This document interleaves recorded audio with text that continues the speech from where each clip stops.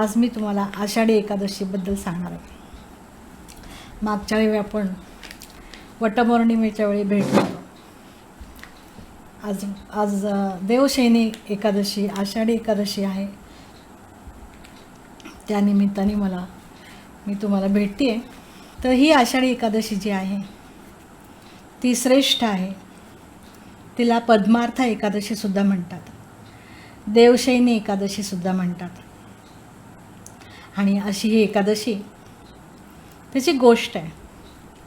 एक मृदुमान्य नावाचा राक्षस होता. आणि राक्षस जो असतो त्याला एक भय असतं मृत्यूचं. तो सतत घाबरलेला असतो. जे दुष्ट असतात ना ते कायम घाबरलेले असतात.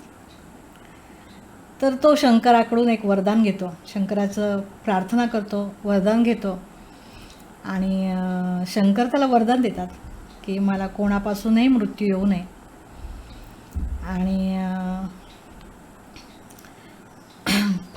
तुला फक्त एका स्त्रीपासून मृत्यू येईल असं शंकर भगवान सांगतात. मग त्या सगळ्या माणसांना त्रास द्यायला लागतो, सगळ्या देवांना त्राहीमाम करून सोडतो. मग विष्णू जातात शंकराकडे. आता काय करायचं? तो शंकर, ब्रह्मा, विष्णू सगळ्यांच्या मागे लागतो. आणि सगळे जे हे आहेत ब्रह्मा, विष्णू, महेश, ते एका पर्वताच्या गुहेमध्ये लपून बसतात. आणि हा त्यांच्या पाठीशी असतोच. आणि त्यांच्या 3 दिवस ते एका गुहेमध्ये असतात. आणि त्यांच्या श्वासातून एक देवता निर्माण होते, आणि ती म्हणजे एकादशी. एकादशी हे एक व्रत आहे. तर ही जी आषाढी एकादशी आहे ती आपल्याला व्रतनिष्ठ बनायला शिकवते. आता आषाढी एकादशी म्हटलं की उपवास आला. उपवास म्हणजे मग खिचडी खायची, वडे खायचे, भगर खायची, बटाटे खायचे, रताळे खायचे, काय खायचं? तर ऋषींनी आपल्याला समजावलं की आपलं आरोग्य जर चांगलं असेल तरच आपण चांगली कामं, चांगलं कर्म सगळं करू शकतो, नाही तर आपण नाही करू शकत. ह्या दिवसात पावसाळी दिवस आहेत, त्यामुळं आपलं जी पचनसंस्था आहे ती थोडं नाजूक झालेली असते. त्याच्यामुळे आपल्याला हलकं अन्न खायचं असतं की जे पचायला सोपं जाईल. काही काही निर्जला एकादशी करतात, नुसतं पाणी पिऊन एकादशी करतात. तर सर्वसामान्य माणसाला काही लंघन करणं काही शक्य नाही आहे. आयुर्वेदाच्या दृष्टीने उपवास करणं काही शक्य नाही. मग खाऊ आपण, पण हलकं फुलकं खाऊ. आणि अशा प्रकारे आपण उपवास करू. तर उपवास म्हणजे काय? उप अधिक वास म्हणजे भगवंताचा सहवास. तर हा जो भगवंताचा सहवास आहे, तर कसं? तर आपल्याला कर्म करायचं आहे. कर्म करायचं आहे तर कसं कर्म करायचं आहे? पंच ज्ञानेंद्रिय, पंचकर्मेंद्रिय आणि 11वं मन, ह्या सगळ्यांचा आपण भगवंताच्या कामासाठी, चांगल्या कर्मासाठी आपल्याला उपयोग करायचा आहे त्याचा. आणि तरच आपला तो उपवास होईल. दुसरी गोष्ट म्हणजे सगळेजण निवृत्ती ज्ञानदेव, सोपान, मुक्ताबाई, एकनाथ नामदेव, तुकाराम, सगळे संत पांडुरंगाच्या दर्शनाला जातात. सगळे भक्त, सगळे वारकरी एकनाथ ज्ञानबा तुकाराम, ज्ञानबा तुकाराम, पांडुरंग पांडुरंग, देवाचं नामस्मरण करत करत करत पंढरपूरला जातात पांडुरंगाचं दर्शन घ्यायला. तर पांडुरंग जो आहे तो कोण आहे? तर पांडुरंग म्हणजे विष्णूपासूनच विठू सिद्ध झाला आहे आणि द्विस्थलापासून विठ्ठल झाला आहे. तर कोणी म्हणतात आम्ही शैव आहोत, आम्ही शंकराला मानतो. कोणी म्हणतात आम्ही वैष्णव आहोत, आम्ही विष्णूला मानतो. तर हे भेद काढायचे. हरी आणि हर एकच आहे. हे भेद काढण्यासाठी पांडुरंग आलेला आहे. आणि म्हणून आपण पांडुरंगाचं दर्शन घेतो. असं म्हणतात की पांडुरंगाच्या डोक्यावर पिंड आहे असं म्हणतात. तर ह्या पांडुरंगाचं जेव्हा दर्शन घेतो तर पांडुरंग म्हणजे कोणता रंग? पांडुरंग म्हणजे कर्मयोगी कृष्ण. तर हा जो पांडुरंग आहे तो म्हणजे की कृष्ण सावळा होता. कृष्ण सकाळी गाई घेऊन जायचा आणि तो येताना पूर्ण धूळ असायची त्याच्या तोंडावर. आणि तो सावळा रंग आणि त्याच्यावर धूळ, हा जो रंग आहे तो म्हणजे पांडुरंग, म्हणजे कर्मयोगी कृष्ण, म्हणजे कर्मयोगी पांडुरंग असा अर्थ आहे त्याचा. पांडुरंग काही देत नाही, काही घेत नाही. कटेवरी हात, विटेवरी पाय, कटेवरी हात, काय मौजेचा पंढरीनाथ, असा हा पांडुरंग.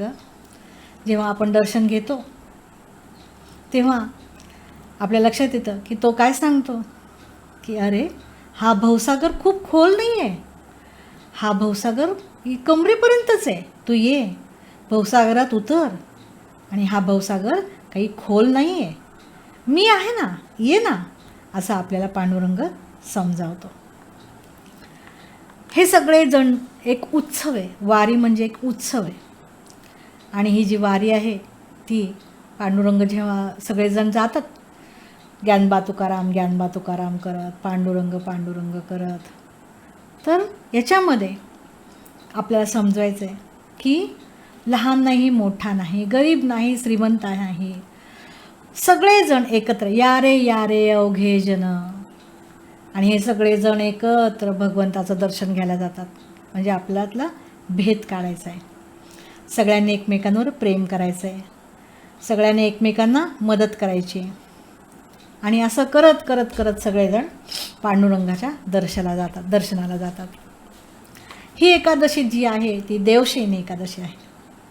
तर देवशयनी एकादशी म्हणजे पांडुरंग खरंच झोपतात का? तर काय होतं, आपल्याला दागिने आवडतात, आपण भगवंताला दागिने घालतो. आपल्याला गोड गोड खायला आवडतं, आपण भगवंताला खाऊ घालतो. आपल्याला छान छान कपडे आवडतात, आपण भगवंताला छान छान कपडे घालतो. असंच आपल्याला झोप आवडते, मग आपण भगवंताला पण झोपी लावलं. पूर्ण चातुर्मासात भगवंताला झोपी लावलं. तर खरंच भगवंत झोपतात का? ते जर झोपले तर या विश्वाचं कसं होणार?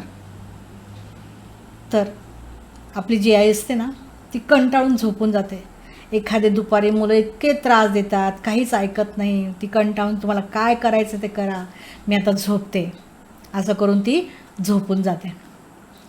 आणि नंतर काय होतं की भगवंत जे आहेत ते आपल्याला कंटाळून तर नाही ना झोपले, आपल्याला त्रासून तर नाही झोपले ना, त्यांना हे सगळं निरस्तर वाटायला लागलं नाही ना. एवढी सगळी गीता सांगितली, एवढं सगळं तत्त्वज्ञान सांगितलं, वेद सांगितले, उपनिषद सांगितले, सगळं एक सांगितले, तरी माणसाचं कर्म काही बदलायला तयार नाही. आणि हे सगळं पाहून कंटाळून तर तो नाही ना झोपलेला नाही. तर जेव्हा प्रबोधिनी एकादशीला म्हणजे 4 महिन्यांनी भगवंत जेव्हा उठतील तेव्हा आपण त्यांना सांगू की तुम्हीच तर सगळं दिलं होतं, पाणी तुम्ही दिलं, सगळं तुम्ही दिलं. मग शेतकरी त्याला सांगेल, शेतकरी आता सगळं पाऊस पडला होता, शेतात सगळं पाणी झालं होतं, तो वारीला गेला होता, इकडं पांडुरंग झोपून गेला, मग आता कोणी केलं हे सगळं? मग पांडुरंग म्हणतो, अरे मी तर झोपलो होतो, सगळं तूच तर केलं आहे. आणि शेतकरी म्हणतो, नाही नाही नाही नाही, सगळं तर तूच केलं, तूच पाणी दिलं, सगळं तूच केलं. आणि जेव्हा सगळं धान्य येतं, जे प्रबोधिनी एकादशी दिवशी सगळं धान्य आलेलं असतं, आणि देव असं हे वेगळंच भांडण आहे. देव म्हणतो की मी नाही केलं, आणि भक्त म्हणतो मी नाही केलं, आणि मग कुणी केलं? मग ते आपण समजून घेतलं पाहिजे की जेव्हा का आपण एखादं काम करतो तेव्हा म्हणतो मीच केलं, आणि ते आपलं जायला पाहिजे की मी नाही केलं. त्याच्यामागे कोणती शक्ती आहे ते आपण समजून घ्यायचे की मी नाही केलेलं, हे तर भगवंताने केलेलं आहे. आणि आपला अहंकार घालवण्यासाठी भगवंत झोपी गेले, आपल्याला ते शिकवण्यासाठी की इदम न मम, मी नाही केलं हे शिकवण्यासाठी भगवंत झोपले. आता पुढची गोष्ट आहे की भगवंत झोपावेत, पण आपल्यावरच्या विश्वासाने झोपावेत की भगवंत आम्ही तुझं काम करू, आम्ही चांगलं कर्म करू, तुझ्यासाठी कर्म करू, आणि तू निश्चिंत अस, तू आमच्यावर विश्वास ठेवून मग झोप. असा झोपू नकोस, कंटाळून झोपू नकोस, त्रासून झोपू नकोस, यांत्रिकपणा आला म्हणून झोपू नकोस, पण तू झोप, पण आमच्यावरच्या विश्वासाने झोप, की तू जरी झोपलास तरी आम्ही खूप चांगले कर्म करू, आणि तू जेव्हा उठशील तेव्हा आम्ही सांगू की आम्ही काय काय कर्म केलं आहे. दुसरी गोष्ट म्हणजे आहे की माळा. आपण जेव्हा पांडुरंगाला बघतो तेव्हा गळ्यात छान तुळशीची माळा असते. जेवढे वारकरी आहेत त्यांच्या गळ्यात तुळशीची माळ असते. नंतर बायकांच्या डोक्यावर तुळशी वृंदावन असतं. प्रत्येकाच्या घरापुढे तुळशी वृंदावन असतं. आणि ही जी तुळशी आहे तिला काहीच नाही आहे, ना फळ ना फूल ना सावली ना तिचं काहीच नसतं, तरी पण ती किती छान आहे, ती किती गुणी आहे. म्हणजे तिचे गुण आपल्याला पाहिजेत. म्हणून आपल्याला ऋषींनी तुळशी जेव्हा उपवास सोडतात तेव्हा असं म्हणतात की तुळशीचं पान खाऊन उपवास सोडतात. ही जी तुळशी आहे ती खूप गुणी आहे. आणि तिची जी माळ करतात तर आपण तर पानं घालून फिरू शकत नाही, कारण हा देह तुझ्यासाठी, मी तुझ्यासाठी, ही समर्पण वृत्ती आहे, ती येण्यासाठी तुळशीची माळ आहे. म्हणून तुळशीची माळ घालतात. तुळशीची माळ ही औषधी आहेच आहे. पण अजून एक गोष्ट म्हणजे की आपल्याला माहिती आहे की जेव्हा दक्षिणा देतात तेव्हा पण पाणी आणि तुळशी घेऊन दक्षिणा देतात. आपण सत्यांचा प्रसाद करतो त्याच्यामध्ये पण तुळशी ठेवतात. आत्ताच ग्रहण होऊन गेलं, ग्रहणाच्या वेळी पण अन्नामध्ये तुळशी ठेवतात. नंतर जेव्हा कृष्णाची तुला करायची होती तेव्हा एका बाजूला कृष्ण बसले आणि एका बाजूला सगळे दागिने सगळं ठेवलं. आणि जेव्हा रुक्मिणीने तुळशीचं पान ठेवलं तेव्हा ती तुला झाली. इतकं महत्त्व आहे या तुळशीला. आणि ही जी तुळशी आहे ती असं म्हणतात की तुळशीमध्ये तुळशीच्या माळेमध्ये 108 मणी असतात. ते 108 मणी काय, तर प्रत्येक श्वासाश्वासाला भगवंता तुझं नाव. आपले एकूण श्वास आहेत एका दिवसाचे 21,600.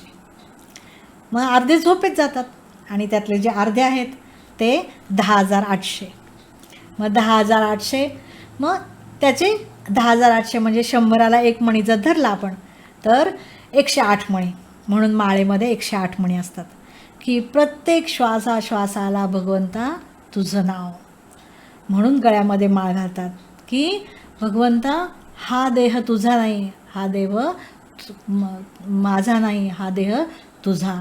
भगवंता तुझ्याचसाठी, तुझ्याचमुळे. आणि म्हणून तुळशीला खूप महत्त्व आहे. आणि ही जी तुळशी आहे असं म्हणतात मृत्यूसमयीसुद्धा तोंडामध्ये तुळशीचं पान ठेवतात. तर मग काय कारण आहे, आपल्याला माहिती आहे की तुळशी जी आहे ती बहुगुणी आहे. तर तुळशीचे इतके गुण आहेत की तुळस जी आहे तर असं म्हणतात she is tonic for body mind and soul. तुळशीला असं म्हणतात queen of herbs. Tulsi is a good source of protein. आणि तुळशीला असं म्हणतात ग्रेट तुलसी. तुळशी ग्रेट आहे असं म्हणतात.